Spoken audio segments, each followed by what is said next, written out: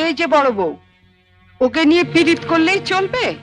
এদিকে টেবিলের উপর যে এটো বাসনগুলো পড়ে রয়েছে সেগুলো মাজা ঘষা করবে কে? হ্যাঁ, কটা ঝি চাকর আছে?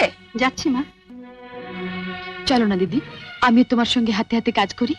ও বাবা, কি পীড়িত রে! দেখবো দেখবো কত কাজ করতে পারো। দেখি তোমার বাবা মা কি গয়না পরিয়ে শ্বশুর বাড়ি পাঠিয়েছে। হ্যাঁ? গলার ওই দুটো সোনার না ইমিটেশন? আমার মা বাবা নেই, ছেলেবেলাতেই মারা গেছেন। আমি মামার কাছেই মানুষ। ও, মা বাবাকে খেয়ে বসে আছো? ধন্যি মেয়ে। এখানে এসে আবার তো নতুন করে মা পেলাম। ও বাবা, কি কাব্য মারা কথা রে বাবা! শিখে নাও মেজো বউ, শিখে নাও। আমার বাবা ওসব ন্যাকামি আসে না। নাও, খোলো দেখি হাতটা। দেখি দেখি দেখি দেখি, ছোট বউয়ের মুখখানা দেখি। তোকে আবার কি খবর দিল? বা, রন্টুর বউ ভাতে যাবো বলে তৈরি হচ্ছে, হঠাৎ তনু গিয়ে বলল, তা মা, তোমার ছোট বউয়ের মুখখানা তো বেশ। এই দেখ তো, ওর গলার হারটা সোনার না ইমিটেশন? আমার তো মনে হয় ইমিটেশন। মা দেখেছেন আমার বিয়ের হারটা এখনো কেমন চকচক করছে? এটা তো মনে হচ্ছে না, কেমন যেন মেয়ের মেরে। এটা আমার মায়ের গয়না, মা মারা যাবার সময় মামার হাতে দিয়ে গিয়েছিলেন। এই সুটকেসে আরো আছে।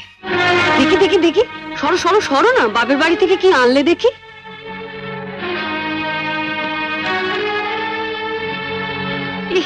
এ কি শাড়ি গো!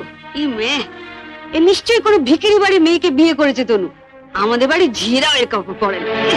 ছি ছি, দেখ দেখ, বাবা, লাল লাল হয়ে যাচ্ছে পাউডার।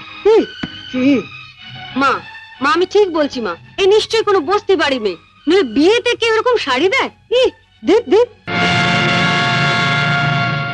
বাহ, এই শাড়িটা কিন্তু বেশ, তাই না মেজে বৌদি? মোটামুটি। হ্যাঁ মা, তোমার দেখো না আমাকে মানিয়েছে। খুব সুন্দর মানিয়েছে, ভালো, খুব সুন্দর। আমি এই শাড়িটা নিয়ে যাচ্ছি, রন্টুর বউ ভাতে পরে যাব। শোনো, রাত্রিবেলায় ভালো করে আমি এসে সুটকেসটা ঘেটে দেখবো, কিছু যেন শরীর রেখো না। মা, নজর রেখো। শাড়িটা রেখে যাও। রেখে যাবে মানে? শুনলে না, ও এটা পরে ওর বন্ধুর বউ ভাতে যাবে। বউ ভাতে যাবে? নিজের শাড়ি পরে যাক। বড়লোক বাড়ি বউ ভিকিরি মেয়ের শাড়ি ধরে টানাটানি করছে কেন? ও মা, মেয়ের কি চোপা গো! আসতে না আসতে। আমি বলছি শাড়িটা ছাড়ো। না, আপনার মেয়ে না বলছিল আমার মামা যেসব শাড়ি দিয়েছে তা নাকি ওদের বাড়ি ঝিও পড়ে না? তামা, আপনি আপনার মেয়ের বিয়েতে এমন একটা শাড়িও দিতে পারেননি যেটা পরে রন্টুর বউ ভাতে যেতে পারে? আপনি তো দেখছি মা আমার মামার চেয়ে বেশি বিক্রি। কি কি বললে তুমি আমার মাকে? বুকে খুব বাজলো না? ঠিক আমার বুকেও এমনি করে বেজেছিল যখন তুমি আমার পিতৃতুল্য মামাকে বিক্রি বলেছিলে। চুপ কর ছোট। না, তুমি তো যত নষ্টের গোড়া। ও আসার সঙ্গে সঙ্গে 7 তাড়াতাড়ি কেন নিজের ঘরে নিয়ে এলে এবার বুঝতে পারছি।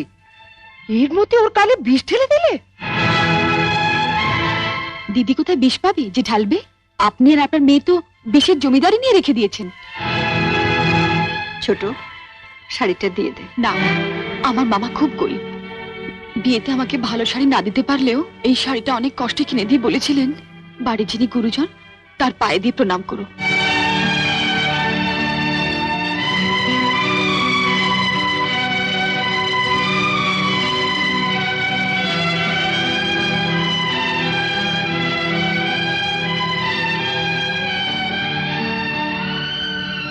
এ কি করলি হতভাগী? মা থাকতে আমাকে।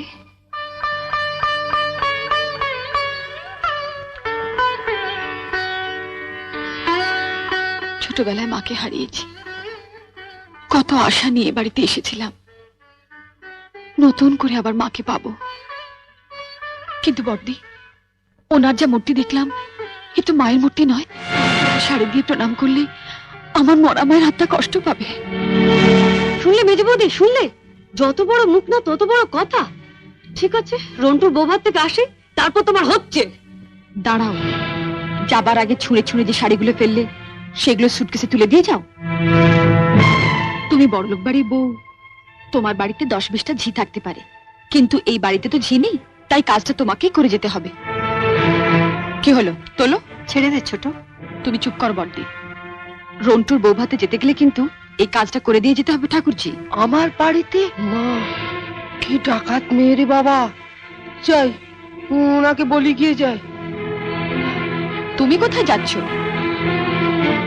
শাড়িগুলো তোলো। মেজো বৌদি,